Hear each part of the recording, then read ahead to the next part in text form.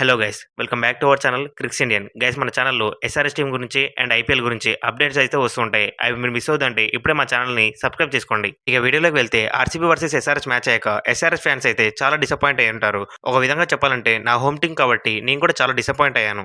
But first మ్యాచే కదా ఓడిపోయింది, season మొత్తం కాదు కదా. బట్ స్ట్రాంగ్ గా కంబ్యాక్ అయితే ఇవ్వాలి ఎస్ఆర్ఎస్ టీం. ఇక మెయిన్ పాయింట్ లోకి వెళ్తే 2026 ఐపీఎల్ స్టార్ట్ అవ్వక ముందుకి ఎస్ఆర్ఎస్ టీం యొక్క బౌలింగ్ చాలా వీక్ అని మనందరికీ తెలిసింది. అండ్ ఫస్ట్ మ్యాచ్ తోటే అది మన వాళ్ళు ప్రూవ్ చేశారు. అండ్ ఎస్ఆర్ఎస్ టీం యొక్క నెక్స్ట్ మ్యాచ్ కేకేఆర్ తో జరగనుంది. ఆ మ్యాచ్ లో మన వాళ్ళు బౌలింగ్ లో గట్టి కంబ్యాక్ అయితే ఇవ్వాలి.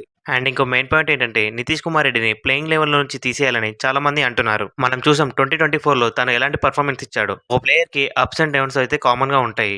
అండ్ ఎస్ఆర్ఎస్ టీం తనకి మంచి ఆపర్చునిటీస్ అయితే ఇస్తుంది. తను వాటిని అయితే మిస్ చేసుకుంటున్నాడని తెలుస్తుంది.